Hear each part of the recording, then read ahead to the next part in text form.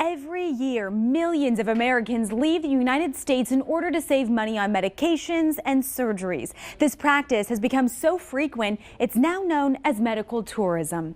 This story is part one of our special Fighting for My Life. I sat down with 28-year-old Will Smink, a WMBF News employee, before he took a trip to Mexico that he hopes will change his life for the better forever. At the start of this journey, my highest weight was 416 pounds. I was not proud of that. Will Smink has struggled with weight his entire life, saying it runs in his family. So much so, both his parents had gastric bypass surgery. My dad was over 500 pounds when he had his surgery in '99, and he's down to almost 199 right now. What about your mom? My mom had her surgery in 2003, and she lost a grand total of 200 pounds. She was about 420 pounds. Will started to seriously think about having bariatric surgery, specifically gastric sleeve, in January of this year. I started to feel very lightheaded and dizzy, almost as if I was ready to pass out. In fact, you and Christelle even noticed that I wasn't looking so good. So at that moment when I was sitting in the corner, I was just thinking, okay, it's time. Time to make a change with a surgery that forces portion control. Basically what they'll do is they'll make 3 small incisions in my abdomen, chest, belly area, and they'll basically go in and sort of amputate part of the stomach. So basically my stomach, which is normally about the size of a fist, it'll just be like the size of like an egg. Surgeon Zahir Nuwaihed from Conway Medical Center gives us a better understanding of this surgery. Entails is cutting the stomach. We take out 80% of the stomach, so you're left with 20%. And it's called a sleeve because it looks like a sleeve or a banana. So this is what you're left with. And the way it works by restriction. This means it will prevent you from eating a lot.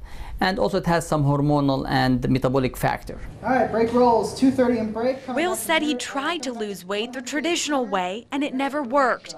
He tells me he's dealt with bullying and depression throughout his life and remembers a particular bully on his school bus in 6th grade. He smushed a piping hot slice of pizza in my face.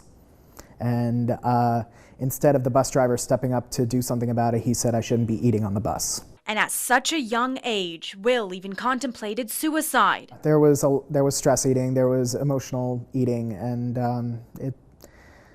it was very, very dark. And looking back on that moment and thinking about that moment exactly when you wanted to do it, what would you tell your young self?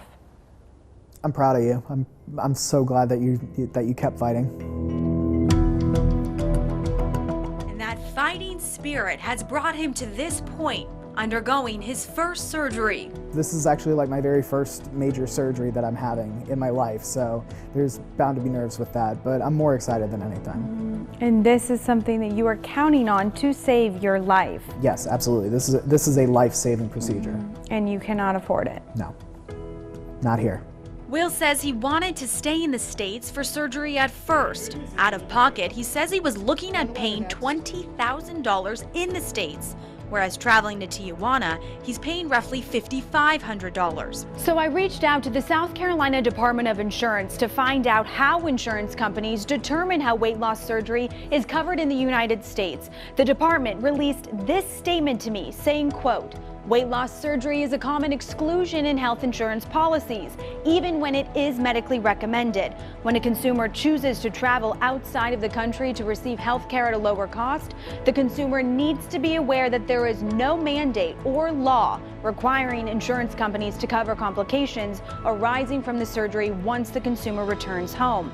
Going on to say there is no safety net since every policy is different. Have you heard about any risks? There are very, very minimal risks. Like I'm talking like less than 1%. Both of them are relatively safe procedures, and both of them are done laparoscopically with small incisions. And the recovery for both of them is 1 to 2 days in the hospital, and within a few days you are back to almost normal activity. Nonetheless, there is always a small risk of death. I mean, you can always die from those surgeries. However, the risk of death is like less than 1%, maybe 0.5, 0.4%. If there is, by some chance, a small chance of infection, the ER would probably be able to treat you, but that's that's probably as far as it will go. If, God forbid, anything goes wrong, I don't think you will be easily finding somebody to take care of you. Will's goal is to lose around 200 pounds. This surgery could actually give me the boost that I need to finally get my life back on track. So how is Will doing right now? He documented his journey with us while in Mexico. We're following this next chapter of his life, recovery and weight loss after surgery. Stay tuned for the second part of our special, Fighting for My Life, airing next month. In the studio, Audrey Biesk, WMBF News.